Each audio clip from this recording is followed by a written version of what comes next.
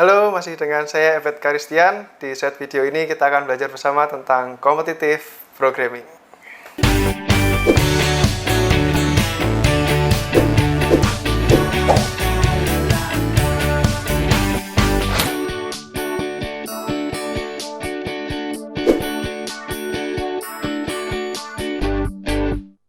Materi kita hari ini adalah minimum spanning tree. Buat teman-teman yang baru pertama kali mendengar minimum spanning tree, atau biasanya disingkat dengan MST, kita akan sama-sama kupas apa itu minimum spanning tree. Di dalam sebuah graph, terdapat vertex dan juga edge. Vertex yang lingkaran ini dan juga edge-nya berupa relasinya. Selain ada vertex dan edge, kita juga menjumpai ada istilah namanya cycle. 1, 2, 4, 3, balik lagi ke 1, ini adalah sebuah cycle. Kita juga menjumpai adanya vertex yang tidak selalu connected dengan node lainnya. Misalnya kita punya vertex 8 di sini, belum tentu jika kita tidak punya edge dengan vertex 0, 3, atau node lainnya, maka yang 8 ini tidak terhubung dengan komponen yang besar ini. Oke, di dalam graph itu sendiri kita punya beberapa istilah. Ini adalah graph khusus yang disebut dengan tree. Tree itu adalah sebuah subgraph, jadi dia boleh ngambil sebagian dari graph ini. Syaratnya adalah tidak boleh ada cycle dan juga harus connect semuanya.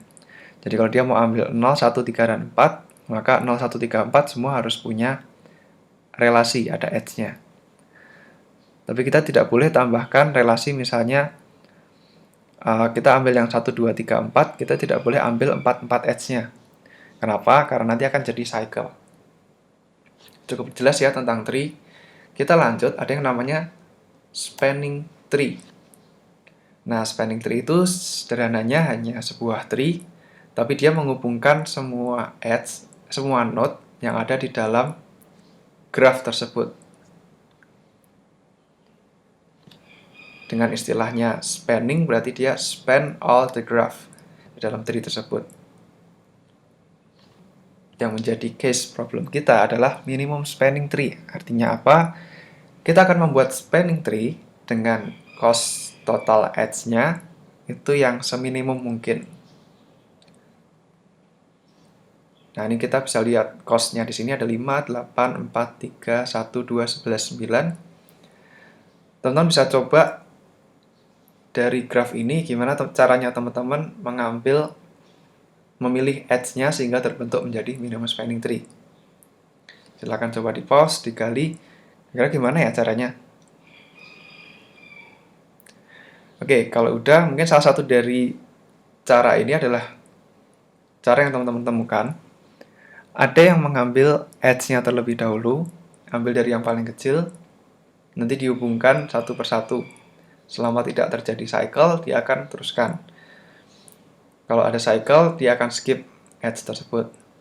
Nah, ada juga yang memulai dari satu node, misalnya node ke 0, dia akan cek neighbor-nya dulu.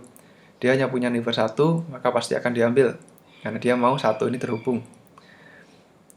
1 hanya punya 2 relasi, yaitu ketiga dan kedua, maka dia akan pilih yang paling kecil. Oke. Ada dua algoritma yang sering dipakai, yaitu prim dan Kruskal. Di video berikutnya kita akan bahas lebih detail. Tapi di video kali ini kita akan belajar dulu memahami tentang minimum spanning tree. Nah, ini kita punya sebuah graph yang lain. Teman-teman bisa lihat ada cost-nya di sini juga. Nah, silahkan pause video ini dan gambarkan minimum spanning tree dari graph ini.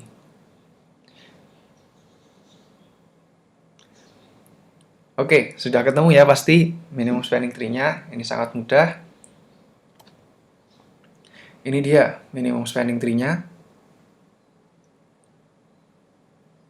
Kalau kita lihat, kita akan menemukan bahwa edge dengan cost yang cukup besar, seperti 11 dan 8, akan cenderung tereliminasi kalau dia punya cara lain untuk menghubungkan node 1 dengan node yang lain.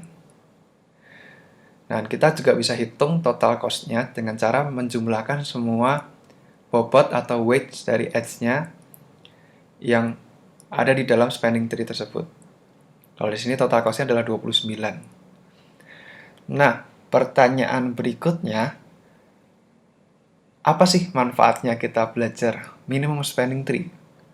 Ada nggak sih contoh problem yang kita butuh minimum spanning tree?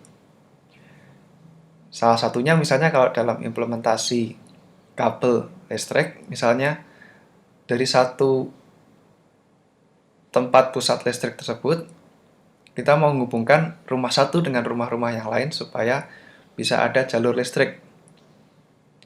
Nah, tentu kita nggak mau dari satu pusat tersebut kita hubungkan ke rumah masing-masing.